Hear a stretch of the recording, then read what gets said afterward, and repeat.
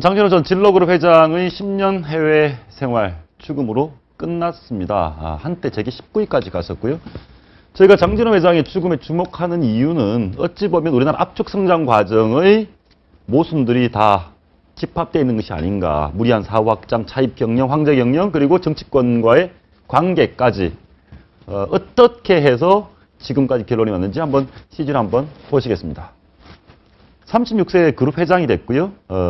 96년도에 가장 빛났다가 1년 만에 부도가 났습니다. 그리고 실형을 받고 집행유예 상황에서 해외를 떠돌다가 2015년에 사망했습니다. 황 의원님, 예. 생각이 좀 많으실 것 같은데요. 어떤 느낌이 드세요? 글쎄, 보니까 아까 조금 전에 말씀하신 대로 이게 1980년도 중후반부터 우리 97년 12월에 IMF 환란 위기 맞을 때가 10년 동안 그야말로 기업들이 우후죽순격으로 문어발식 경영, 거듭 차입 경영, 거기다 보면은 사실 능력도 별로 없는데 아들이다, 뭐 누구다 해서 보면 그런 어떻게 족벌 경영, 이 세 가지 경영이 이른바 우리나라 대한민국의 경제 발전을 어떻게 발목 잡는 최고의 고질병이었는데 그때는 몰랐어요. 그렇죠. 몰랐는데 IMF 때 환란 위기를 맞고 물론 IMF도 굉장히 우리한테 혹독했습니다. 사실 우리는 병으로 따지면은 그저 암 한 1기 정도인데 거의 말기암 환자 갖다가 뭐 치료하듯이 마구잡이로 잘 나가는 것 또한 사실입니다만은 IMF 때문에 우리가 그동안 은폐되어 있고 은닉되어 있던 우리의 부조리 드러났고 뭐 모르겠어요. 돌아가신 분한테 뭐 죄송한 표현입니다만은 뭐 장 회장뿐 아니라 많은 분들이 사실은 저 보면 우리 김경진 변호사 뒤에 있는 그 양정모 국제그룹 회장부터 시작해서 그 많은 분들이 그 비슷한 보면 차입 경영 그것도 주로 단자 아니에요. 단자 짧은 1년짜리 단자 갖다 쓰고 그 다음에 보면 정 안 되면 대마불사다. 빚을 많이 갖다 쓰면 절대 망하지 못하게 할 것이다.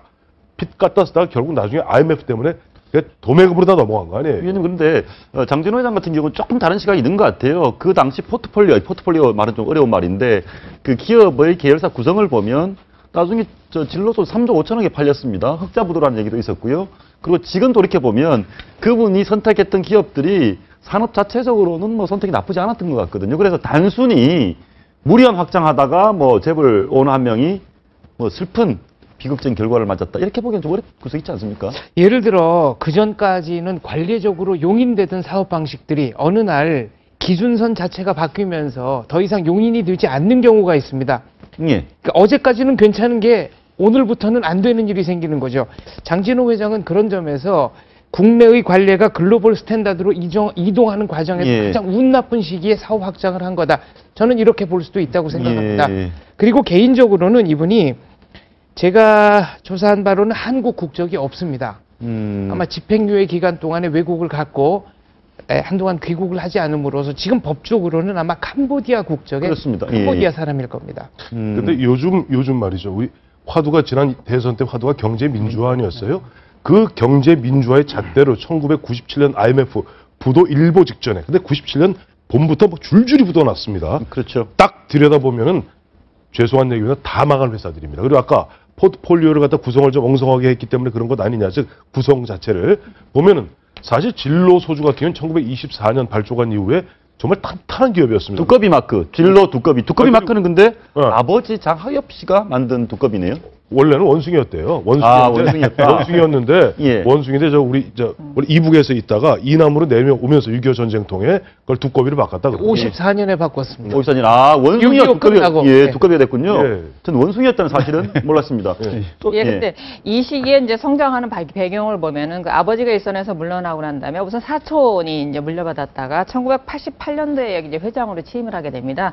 그리고 이제 부도가 난 게 결국 10년을 채우지 못하고 97년이었는데 이 시기에 이제 우리나라 기업들이 뭐가 문제냐면 사실 돌이켜보면 이분이 소주만 팔았으면 망하지는 않았을 거예요. 제가 말이 그 말이에요. 네, 근데 이 소주린에 대해서 정말 엄청난 흑자를 보게 되니까 다른 사업에 이제 손을 대기 시작하는데 IMF 이전에 이제 기업들이 옛날에 나상그룹도 그렇지만 그 외형만 키우고 있다라는 거죠. M&A를 통해서 외형만을 키우면서 안정적인 수익이 나는 그 수익을 가지고 M&A를 통해서 사들인 회사의 적자를 채우지 못한다는 거죠. 막 늘리다 보니까 M&A를 통해서 사들인 기업자 자체가 수익을 예. 내질 못하니까 한꺼번에 도산을 해버린 이 사태가 오게 된 거죠. 그래서 정말 그 재계 19위까지 올랐으면서 황태자로 올라섰는데 하루아침에 몰락을 해버린 겁니다. 예.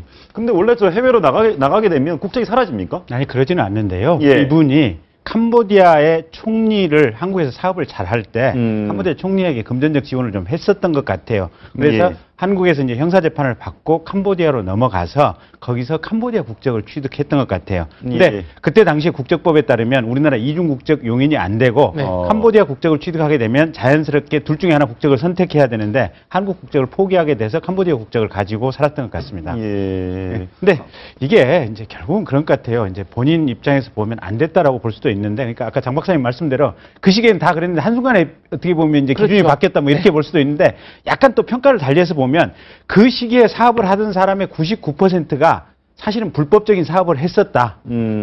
비정상적인 행태의 사업을 하다가 문제가 탁 하고 오니까 그냥 한순간에 그 비정상적인 행태가 정확히 노출이 됐다. 그건 또 아까 황 의원님이 이제 그런 측면에서 얘기를 해주신 거거든요.